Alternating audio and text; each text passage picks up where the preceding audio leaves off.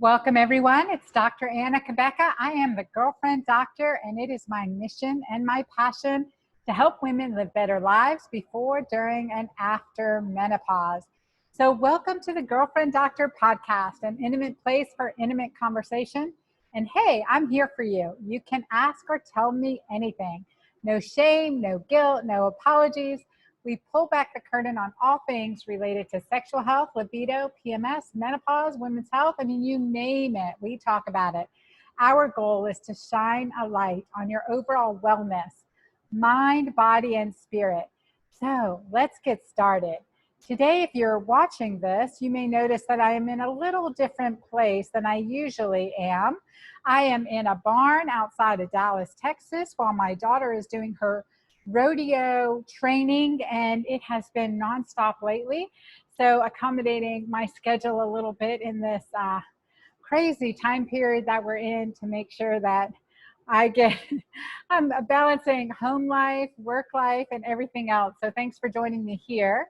And today we're going to have a great discussion on conscious luck, based on the book called Conscious Luck, 8 Secrets to Intentionally Change Your Fortune by Hendricks and Carol Kline. I am thrilled to have them. They are both New York Times bestsellers, and they have just done an amazing job with this book and talking about how do we just plant the seeds of luck in our own psyche so that we can manifest what we want with faith, with trust, with prayer, and also to move at our own pace, and also to practice radical gratitude. You know how much I love this, and it makes such a big difference in our lives. So let me introduce you to Hendricks first. He is a PhD, and he has served for more than 40 years as one of the major contributors to the field of relationships, transformation, and body-mind therapies.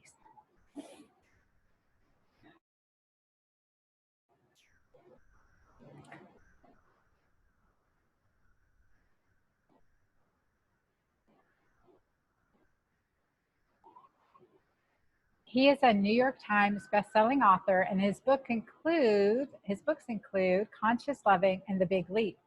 Carol Kline has devoted her career to teaching, writing, and speaking about consciousness and personal growth. She is a #1 New York Times bestselling author and the co-author of Happy for No Reason, Love for No Reason, and 5 books in the Chicken Soup for the Soul series. So I'm excited to have them on, to interview them and to share their knowledge with us as we think about, like what is going to improve our health overall, what's going to inspire us, what's going to make us better, healthier, and stronger as as life moves on. And this takes us one step at a time to do the best things for us at this time and having the best mindset. So let's talk about it with the experts today, and join me. Here we go. Well, welcome, Carol. Welcome, Gay, to the Girlfriend Doctor podcast. This is a safe place to talk about pretty much anything. So I'm really thrilled to have you guys here with us today. Really great to be with you. Thank you so much for inviting us on. Yes, well, we're thrilled to be here with you. My pleasure and my honor, because New York Times best-selling authors, I mean, that is no easy feat. I'm 2 books in and still trying. I'm waiting. I'm aiming for it. So tell us a little bit about your background and what brought you together to write about conscious luck. Well, Carol and I both live in the same little magical town in Southern California called Ojai. Wonderful place to be, and we bump into each other from time to time. And also Jack Canfield is an old friend of mine. I literally helped Jack get his first book published, even in the pre-chicken soup days. And so I have a long-standing relationship with Jack, and Carol had worked with Jack many times, and Jack was always singing Carol's praises. So when it came time, I'd written some of Conscious Luck, but I put it away and hadn't finished it because I got busy writing mystery novels, which is my other passion at this stage of my life. And so I was busily writing mystery novels, and I kept sort of meaning to get back to Conscious Luck, but then I had a very lucky meeting with this young lady here, Carol, and you can pick up the story from there. I will. So Gay and I actually wrote a book in 2005 together with Jack called You've Got to Read This Book, which was one of my favorite books that I've ever written. And I was so impressed and so delighted working with Gay that I was thrilled when he sent me this manuscript to look at, 7 years later.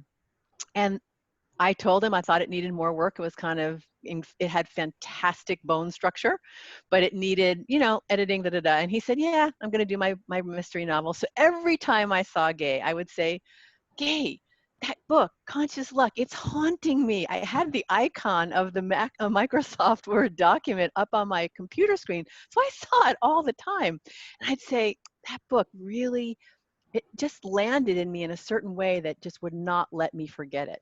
And Gay would just say, nah, I'm not going to do anything. And finally, in March of 2017, we met. We had that same conversation. I went home and I had this deep, deep desire to write that book with him. And I thought, oh, that's crazy talk, that's nuts. Why would he want me to do it? He could do it if he wants, but it wouldn't let me alone. So I called him, and Gay, being the generous soul that he is, said, absolutely, because he knew it probably wasn't ever going to get done. And he was just charming. And so we set about, and I actually kind of put it off for a while myself. It must have some procrastination karma. But anyway, we got it done, and it was one of the most fun books I've ever done. Gay is a fantabulous, I just made it up. I love that collaborator. He's a fantabulous collaborator, and it's been a lucky journey from start to finish. That sounds lucky. It just sounds like it also had its, like you said, its own timing. And we always say there's, like there's no such thing as luck, and luck favors the prepared mind, and these types of quotes. So what are your thoughts on that? Well, that's one of the main things we want to get across in the book, is that luck isn't just a matter of luck, because a lot of people are going around with the misperception in their minds that luck is somehow more like something that happens for certain people at birth than something that doesn't. And it has to do with things that are mysterious. But we are kind of taking away the mystery in a way and laying out 8 things that you can do that actually improve the luck factor in your life. And I always tell my students it's a lot easier, a lot better to be lucky than it is to be good, because being good is great, but unless I know lots of good people that aren't lucky, and I want everybody on earth to feel like I do. I feel like I'm the luckiest human being on earth, and that's the way I want to have everybody feel. I want to jump on and just say that we're redefining luck. I couldn't agree with Gay more. And for me, this was a new idea. This sort of was birthed in Gay's psyche and Gay's, mind. But for me, the 2 words together, conscious luck, didn't make any sense to me. How could luck be conscious? Luck is something that's outside of your control. It's something that happens to you or doesn't happen to you. And then the meta shift that happened for me was that I read a quote. I read Gay's book, and I still, how it takes a little while for it to sink in. There was a meta shift I had when I read a quote by Tina Selig, who is a professor at Stanford. And she said, most people think of luck as isolated and dramatic and random, like a lightning strike, when in fact it's more like a wind that's always blowing, and it's up to you to build a sail to harness that wind. And that was when the light bulb went off for me, and the book all fell together, because we are giving you 8 secrets, 4 paradigm shifts, and 4 practices that you can do to build that sail and harness luck in your life and make it something where it's not an external force randomly happening to you, but something you create from inside based on your attitudes, your actions, and your associations. Well, I can't wait to learn more about this. So by definition, what is conscious luck? So it's that utilization of your attitudes, your actions, your associations. It's intentionally changing your fortune. It's intentionally taking the mystery out of it. That luck has been for so long misunderstood and put in the realm of superstition and magical thinking, and it's not. Luck is basically another word for well-intended success and joy and abundance. And we're not talking about monetary, we're talking about abundance on all levels of life. And it's much easier and better to raise your sails so that you catch the winds. Part of being lucky is being in the right place at the right time. And the wind always is in the right place at the right time. But we may be fighting against the currents. But in the book, we show you how to ride with the currents and let luck happen to you, so that you're not arguing with it. One of the main things, like in the first chapter of the book, we're talking about how to remake yourself as a VLP, a very lucky person. Ooh, I like And we lay out a number of ways to do that, but just very simply, just think about this. Change one little thought in your mind from, I'm willing to be luckier every day of my life. Just change one little thought from not even thinking about luck as a conscious thing to now making it conscious, bringing it forth into your conscious, taking a stand for something conscious and saying, I'm willing to be luckier every day of my life. So there you've kind of come out of the realm of whatever you felt about luck before and made a conscious choice to open yourself to those wins. And once you do that, then we show you 7 other ways of riding the wind currents so that you really can enjoy it more and more. But it really begins with an act of your willingness and your commitment to be a luckier person every day. And all of this that Gay's talking about, the 4 foundational shifts that you make and the 4 practices, have scientific underpinnings. Who knew there was a body of scientific literature about luck in the positive psychology world? And that was really fun to find the confirmation of everything Gay has found in his 40, 50 years of, working with people and being one of the luckiest people I've ever met. His own personal experience, that, this whole thing of committing to being lucky is very correlated with having a positive mindset or optimism, learned optimism, which is absolutely going to be at the base. People, self-identified unlucky people, think they're going to be unlucky, and they just bring that upon themselves often. And that's not something like magical. It's pretty solid science. I love it. And I love learning more about the science behind it too. So, Gay, I'm just curious, what makes you the luckiest person in the world? Well, several things. One is I'm just celebrating my 40th anniversary of having met my fabulous mate, Dr. Kathleen Katie Hendricks. And so I got my calculator out one day to figure out how many days we'd been married. And it was something like 14,500. And I said to Katie on a card I was putting it in her present, I said, thank you for 14,500 days of making me wake up every day feeling like the luckiest man on earth. And so Aw, just for that reason, to have a person in my life that makes my eyes light up every time she walks in the room, that's, one should ask for no other blessings from life than that. But I feel like I'm the luckiest person in the world because I've seemed to have been in the right place at the right time for the most unbelievable things to happen. Just, oh gosh, I tell a lot of the stories in the book, but just walking into my office unexpectedly one day for 5 minutes just to pick up some stuff, and it happened to be the same 5 minutes that my wife was talking to a young stockbroker that had this startup he was kind of pushing, and if she'd brought it to me at home, I would have probably said, oh, but this guy, I listened to what he had to say, and we ended up investing, and he brought us back a check for a lot of money a couple of years later. It's just little things like that that let me know that being in the right place at the right time. Or this story I tell in the book about my first class ticket where I was actually, my plane had been late, and I rushed across the airport to get to the place, and a guy was throwing a temper tantrum at the kiosk because they wouldn't let him on the plane because it was already closed. And so he stormed off down the alleyway, and I stepped up and said, "Hi, having a tough day, huh?" And the clerk said, "Oh, yeah, you wouldn't believe it." And so just then the other person ran out from the jetway and said, "We miscounted. We've got an extra seat in first class." And so I ah, walk on the airplane and sit down. So 1 minute ago, there's no possibility the next moment something opens up. So what I think we got to do, and what the book is really about, is making your life an opening for those kind of magical things to happen. Because why not? You know, what have you got to lose? Because if you open yourself up to more magic and miracles and the appearance of spontaneous good things in your life, you know, why not? And so the book has a lot of technical great ways to do that, and some very cool pathways and gateways to it. But a lot of it does hinge on your willingness to be supported by the actual natural laws of the universe. Yeah, no, I'm all in. I want to be the luckiest person on earth, just like you.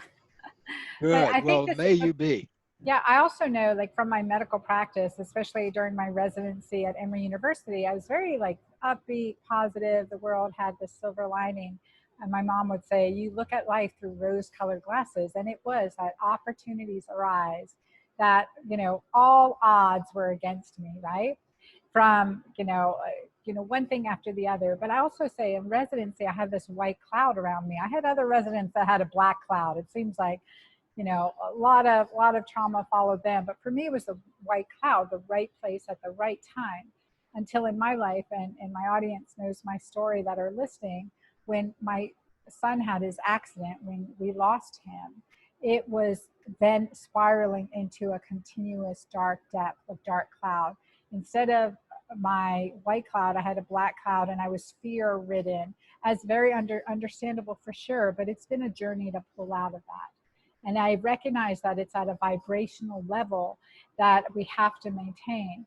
And something that occurred at the beginning of the quarantine, the pandemic, I felt myself sinking back into this lower vibration, this black hole, these, you know, bad habits, all of these things all over again. And it was very conscious. It was an awareness to say, okay, I need to pull myself out, to focus on the positive, to raise my vibration and allow love to lead me, not fear. And so that's been a tremendous amount of practice and teachings that I've given into my community. So this feels like it's a very similar, but another avenue to raise our vibration, to allow, I think as Paulo Coelho says in The Alchemist, when you desire something uh, enough, that the whole universe conspires to help you achieve it. Mhm. I'd like to just say one quick thing, because I'm really aware that it's easy to feel lucky when things are going well. And we do have a chapter, the last chapter in the book, the practice of finding luck in every situation, is a really important place to raise one's vibration. And that's a whole nother discussion, but and I'm sure your audience, your listeners know about that from all the work that you've shared with them. But one of the things that's really important is that lucky people are resilient. When unlucky people have trauma or tragedy or drama or just challenges that we all face, they shut down. They don't consider themselves lucky anymore, and they don't look for any luck. They just want to avoid that hurt in the future, so they stop trying. They stop putting themselves out, and that will automatically, it's a negative spiral, as you're talking about. One of the things we suggest, and this is very delicate, and I want to make sure that your listeners understand that finding luck in every situation, gratitude is one of the most powerful ways to raise your vibration, your energy signature. But you have to make sure you are not what I call spiritual bypassing. I didn't coin that term, but where you're not sort of trying to make yourself feel gratitude and suppressing how you really feel. It has to be authentic gratitude. So in our book, we have something called radical gratitude, where when something happens, you let yourself have your feelings, whatever they are, negative, positive, mostly negative if it's something that's unpleasant or unwanted. And then in the spirit of tremendously gentle inquiry, you ask yourself, is there something here I could be grateful for? Not necessarily making yourself feel grateful, but having even that question will lift your vibration, will stop you from being sunk in your story. And you can appreciate yourself for even being able to do that if that's all that you can find, that you had enough consciousness, enough energy to ask yourself, is there anything about this situation I could be grateful for?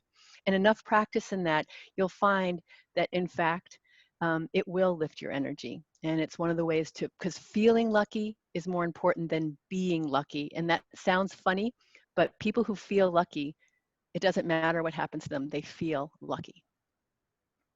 You know, in my clinical practice over the years, I've worked with lots of people with various traumas, but I probably worked with several hundred people that have lost children, which is a special type of trauma that, and I was, my wife and I use a prop that is this gadget that expands and contracts, because one thing that what happens in a trauma is for millions of years, the human nervous system, like a lot of other species, contracts into a tightens up when we get traumatized from something without. And then a lot of parents have asked me, you know, that have lost children maybe 10, 12 years before, they will ask, when will I ever get over this? And I always say, well, it's not about getting over it. It's about expanding to embrace it and be with it and to find a way of breathing with it rather than avoiding the subject or staying locked in this kind of an experience. And so I don't know if that fits with your teachings on the subject, doctor, but that's the way I often explain it to people. I like that explanation. And I think that, you know, to be expansive versus contracted, to open up, like to be love-based versus fear-based, and that opening, that expansion. And it is something, a way, I mean, I really like that visual, to just that opening up and understanding the contraction, right? We live in this contracted state. It's now fear-ridden. Everything shuts down. And physiologically, mentally, even spiritually, I mean, so many things shut down in that state.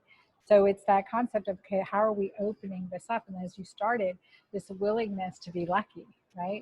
Like willing yourself to start each day in this lucky, this being lucky, and having this fortitude and expressing gratitude. I think gratitude is one of the best forms of medicine, and it increases oxytocin, the hormone of love, bonding, and connection. So I'm all about expanding oxytocin in this world and ourselves too.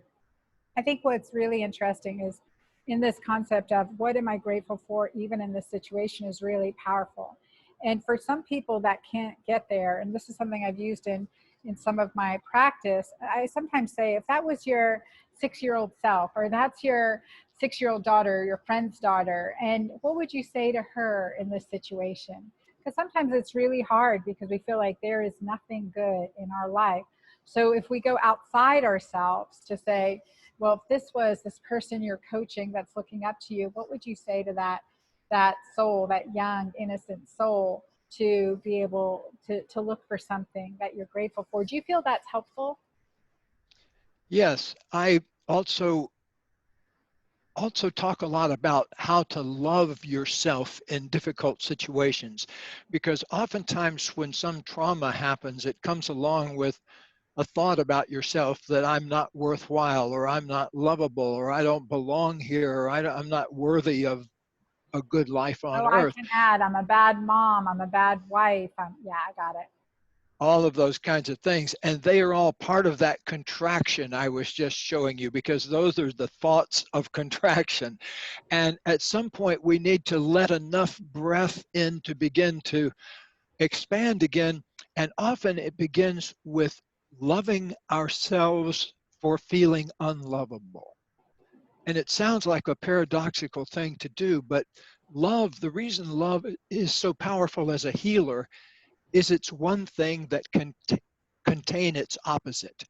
You can love yourself for not being able to love yourself. And so that gives you the power over whatever I don't think life ever gives us more than we can ever learn to love at the time. And so sometimes when you get a big blow, like the death of a dear one, it gives you, it kind of knocks you into solidity for a while and takes a little while to begin to come out of yourself again and to admit space into your body again. So I'm not saying it's easy. I'm just saying that love has that power. Once you can find yourself some love to love yourself for the unlovable that's occurring in you, that's a big shift in your consciousness. Yeah, I agree with that. And I think it's like never give up, right? And you talk in your book, one part that I really love is you talk about these luck worthy goals. So setting luck worthy goals, because even like in these dark places, in these challenging times, and it seems like things are maybe shutting down, we're shutting down around us. We're not going to let that happen. We're keeping our, we're not social distancing, we're physical distancing. I like to clarify that. But you know, this ability to now set some really substantial award winning goals. So I would love for you guys to talk about that. Luck-worthy goals are something that most people don't realize could bring luck to them. We think of our goals not in the context of luck. But I mean, on a most basic level, if you were lucky, your goals would come true. You'd get to them faster. You'd have more support from people, from yourself, from your spouse, from the community, from the universe.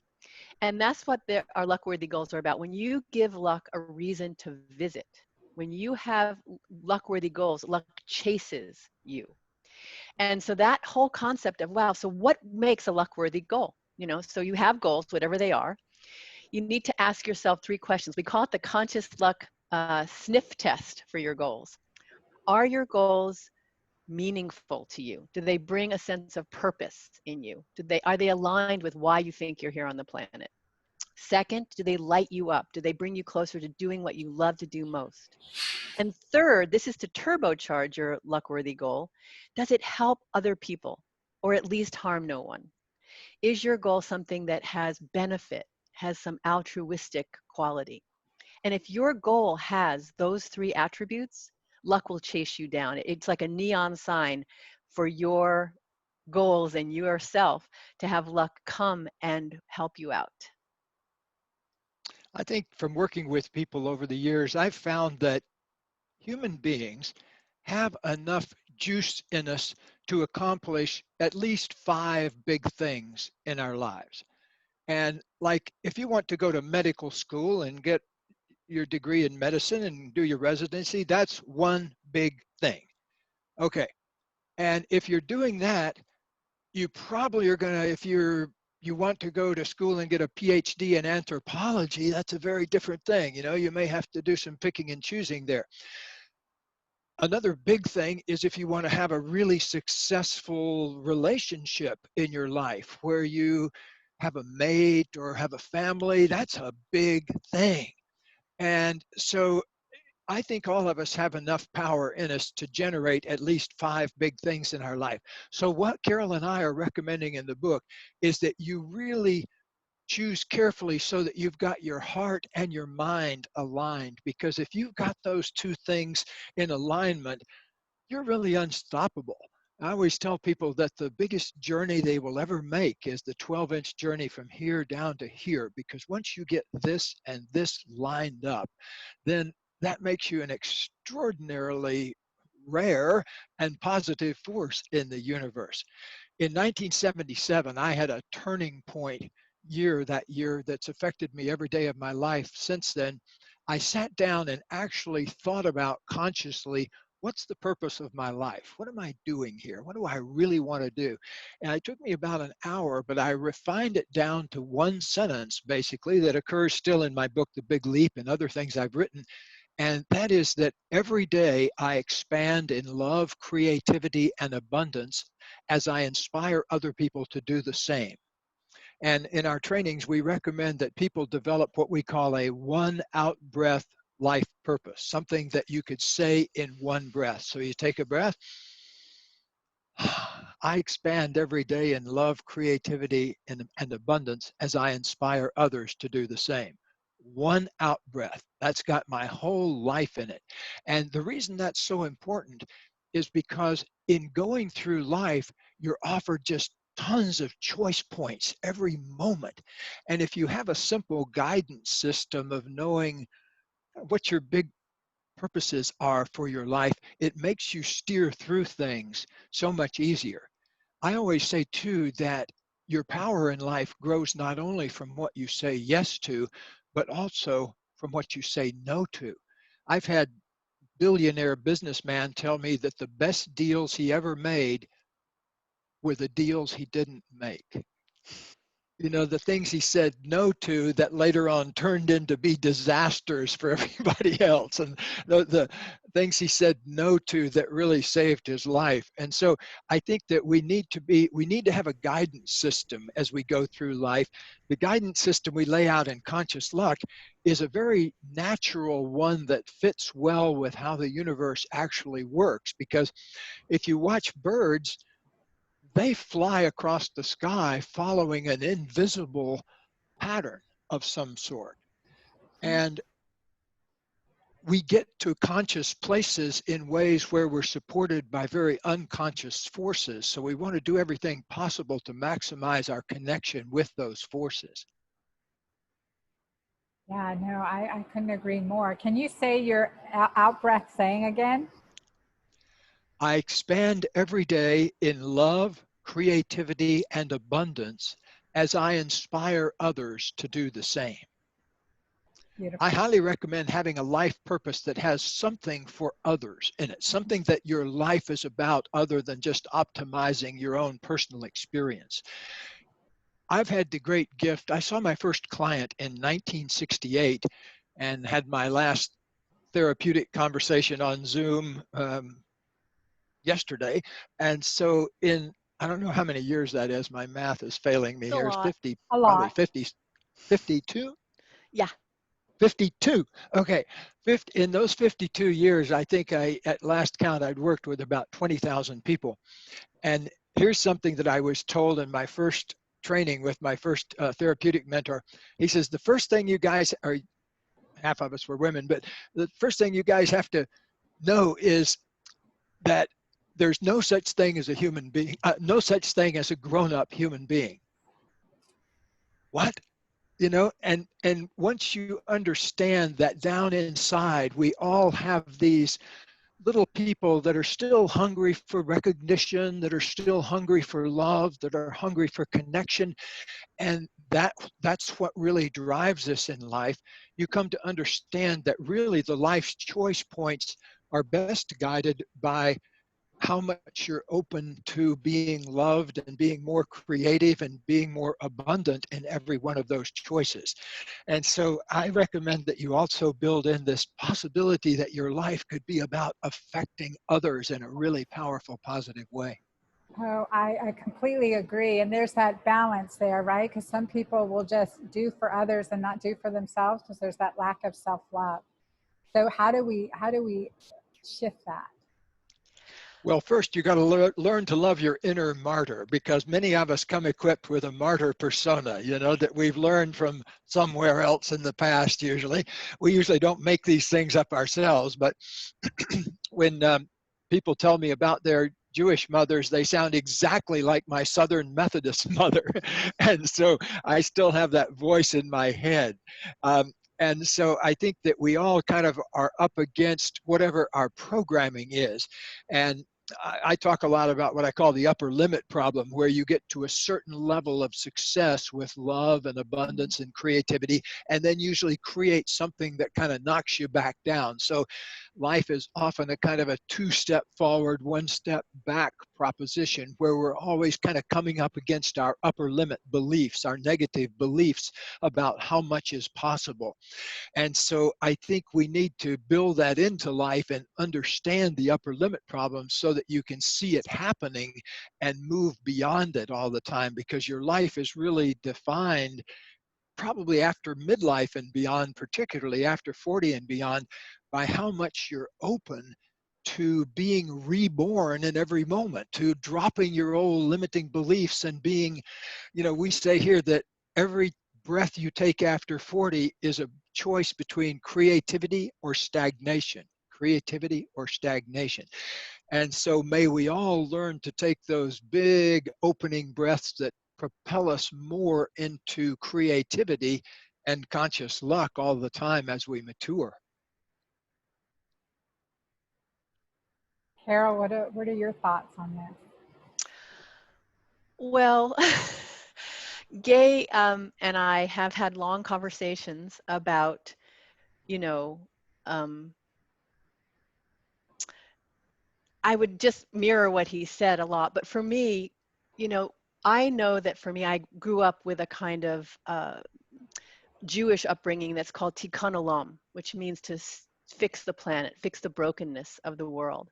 And I have a very strong social conscience. So for me, my goals actually, I had to adjust my goals to be more about what made me sing inside, what made my heart sing, what I like to do. And so everybody's going to come from a different place. I love this story we have in the book from Jack Canfield, where he talks about he has muscle testing, you know, during his workshops. And he had a woman come up in front and she talked about her goals, what she wanted to create in her life. And he muscle tested her when she thought about just what it would do for her. And then he asked her to think, what would happen? How does this goal benefit other people? And she thought of that, and her arm had been sort of strong with the first way. I don't know what I said just a minute ago, but it wasn't so strong. It was rock solid when he did the muscle testing, which is really gauging how strengthening your thoughts are in your nervous system. It's you know, kinesiology. And what he found was it was very hard. So what that said to me, what that particular story says to me is that you can take any goal and find either what makes your heart sing or find how it helps other people to create a stronger, as Gay said, to align your heart and mind for your goals. And that can't help but create more luck because you're going to have more of your heart and soul invested, and you'll be open to more things. You'll be talking to people about it. Most people spend their lives just getting things done they have to get done. They put out fires, they do what's urgent. But if our book could help people in just even that small way to look at what's important to them, to align it with their heart and mind and other people in the world, I think, you know, game changer. I think so too. I want to read to you. I was looking this up as I'm swatting flies here in the barn for those who can't see me. But um, I, um, I received this email from Tammy and in my Keto Green 16 Challenge group. And she said, I began this program with an open mind, open heart, and so much hope. First round was incredibly successful. I lost 11.6 pounds by day 24 and hit both alkaline and keto on day 23. However, I'm losing hope. Since then, nothing. Zero weight loss, off and on alkaline, and never again keto. Haven't changed a thing. It's been 33 days, so 10 days difference. 33 days, and I'm disappointed and freaked out. What's wrong with me? I follow this to the T. I think there's a lot in this message, isn't there? Well, There's we a say lot here here. that the problem is never what you think it is. And so in a situation like that, we need to open up and understand that human beings are these incredible parfaits of experience in there, where something like weight can also be hooked to something else in your life. And we work a lot with couples here, and two of the most common problems that couples come in with are sex and money. And we say sexual problems are never about sex and money problems are never about money. And so we need to kind of look deeper there and say, where might that be block? Where might that block be coming from? Could be from some old issue that you're kind of knocking on the door of opening up to. And but you get there through wondering about it, not by beating yourself up about it, by opening your heart to yourself. And you ask yourself wonder questions like, what might be contributing to this stagnation right now? What might this be about? So opening up yourself in a spirit of wonder is really where the answers come from. Yeah, and for me, it was looking at this as, wow, 11.6 pounds, even over 33 days. That's huge in the postmenopausal woman, right? That's huge for us. I'm happy with a pound a week. So it's the hardness on ourselves, right? There's that inner like hardness on ourselves. Like, see, you know, it's not sustainable. I'm not good enough. I'm not, maybe it's luck, but it's different. I'm not blessed to achieve this or to continue this success. And I was wondering, like, I haven't have the conversation. But I was wondering, those deep things, like you said, it's something else underlying. So what are some practices that we can do to shift this mindset so that we're lucky, or we're blessed, we're experiencing our lucky goals, we're achieving our lucky goals? And I definitely want, so thrilled to have you guys to share this with the community, and your book, Conscious Luck. Thank you. Well, I'm going to talk about the 4 practices we have in the book, because I'm a real, what's the word? I love practicality, and I love this idea of something I can do every day. And one of them is to take bold action consistently, to get out of your comfort. This happens to be my definite one of the practices that has made the most difference in my life, is asking for what I want, even when it's scary. I call it my 20 seconds of insane courage, that we find these windows of opportunity and we hurl ourselves through them. And it often takes, you can do baby steps in that, but bold action is one of the most important things of getting out of your comfort zone. We have efficient, effective ruts that we also call comfort zones. And if you don't change them, your luck could actually stagnate as well. The second one is finding your lucky tribe, finding the people who support you, and spending time every day with people who are in your good luck conspiracy, who breathe good luck with you. The third practice is really paying attention to your inner GPS, your intuition, your values. And Gay brings in this great concept of being in harmony with your body as you move through space.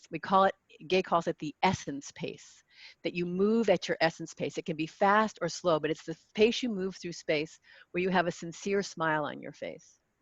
And you play around with that, and you'll be so surprised. You want to get at the right place at the right time? Start moving at your essence pace. Start paying very close attention to your intuition, where it guides you, and also to stay so true to your guiding principles. And the last one has to do with this luck inventory of, finding luck, appreciating others. If you give those 4 practices a daily, maybe 1 a day or 4 every day, your luck will soar. I guarantee it. We guarantee it. Is that what you were asking for? Yes, I love it. I love those 4 principles and practices, because it is the principles and practice.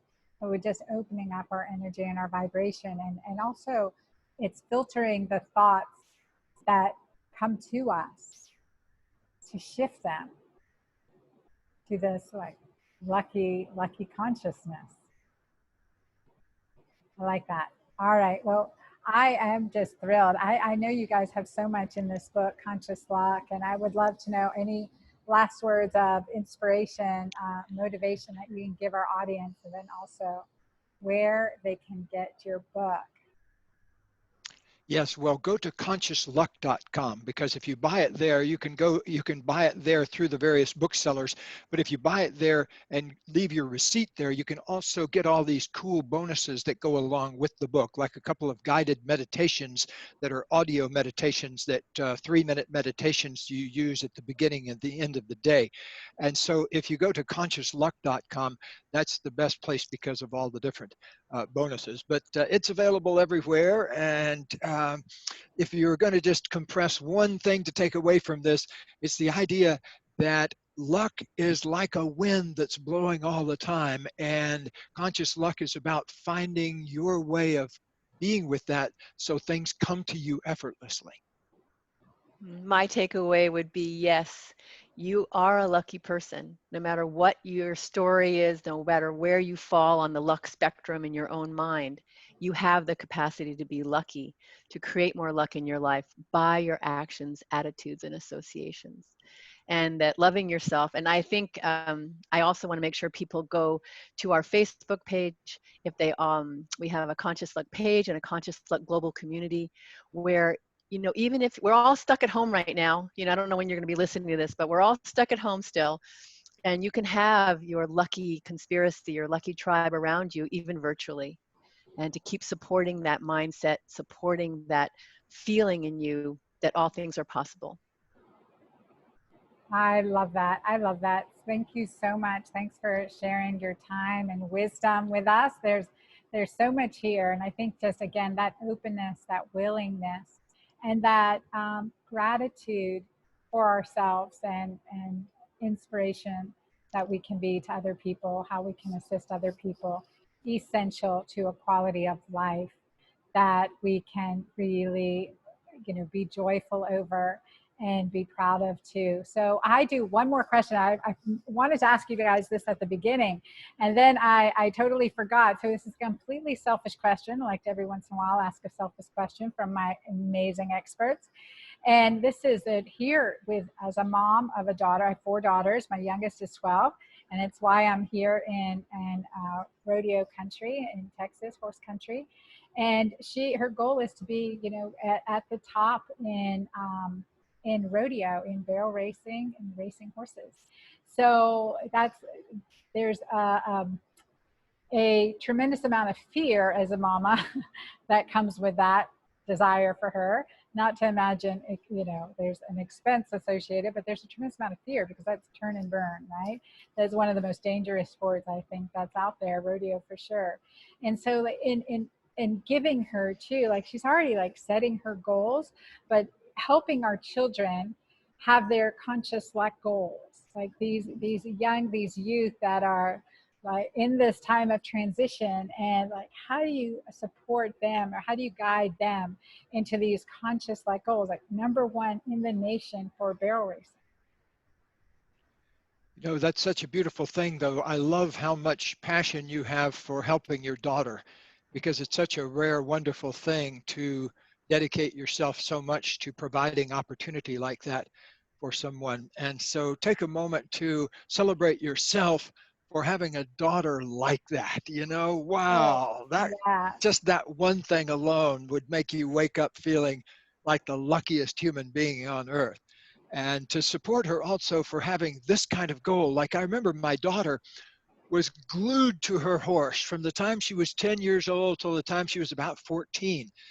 And even though later on she got into other things like sailing and that kind of thing, the passion and care for a horse is something that later on shows up in the passion and care for other things. And so it teaches a life lesson. So blessings to her for having that kind of a goal in her life. Okay, but let me tell you, I have tried to put tennis rackets in her hand and golf clubs in her hands. Let me tell you, I have tried to dissuade this child. So I'm not all that amazing in this. But here we are. Someone Here we who is are. sitting in a barn right now supporting her daughter, I would give myself a few props, woman. Yeah, thank you. Thank you. I received That's that. what we want to tell you, Mom. Yeah, got it. Thank you. I would just like to echo that, having your mother support you in a dream, whether it's a dangerous dream or a dream that you don't approve of or you don't think is a viable financial idea, is you're going to, my personal thought is that you're going to tell them how you feel authentically, and then you're going to say, and it's your life, and I'm here to support you. And because I think Gay gave you, things can change from 12 years old. My goal at 12 years old is very different than what I became. And life can change. I wanted to be a research librarian, okay? Much safer, but also an extinct job. Everybody has, in their phone, has the Library of Alexandria. My daughter wanted to be an actress. And I dissuaded her because it was like, who's going to make money as an actress? You crimp your children's wings when you don't support their dreams. So you're going to have to be authentic and tell her your worries and tell her how you wish she wanted to do something else. But since she wants to do that you want to have her tell you how you can support her best. That's my opinion. I was a parenting instructor for many years. I love it. Thank you for this free unsolicited parenting advice. Free solicited parenting advice. Thank you. Yeah, no, I appreciate that. And I think that's it. It's recognizing too that, we can be a wind beneath them or we can be a hindrance to them. And I think definitely seeing like, okay, timing's right. We were lucky to have this opportunity. Absolutely lucky to have this opportunity. Very fortuitous, and everything has fallen in place in an amazing way. So I will keep you updated on our lucky journey in the equestrian world of Texas. And I am so grateful for your works and all you've been doing here and for supporting our community. So I thank you. Thanks for being here. And for our listeners today, Conscious Luck from these two amazing best-selling authors, available at consciousluck.com. Get the bonuses. They also have a free download right there on that page that is brilliant, may I say. It is absolutely brilliant. And so I encourage you guys to check that out. And as always, know that I am your girlfriend doctor. Please email in questions you have for us so that we can address them in calls like this and my Facebook Lives. Be sure to join us in my Keto Green community, getting my new book also, Keto Green 16, and follow on so you can make your next right step, improving your body, improving your immune system, improving your fortitude as we move forward in this next season of our lives in this period of uncertainty. So we're going to create, as a tribe, as a community, as part of the Girlfriend Doctor audience, that we are going to create more conscious luck all the way around. So I am here for you and so happy to be your Girlfriend Doctor. Bye till next time.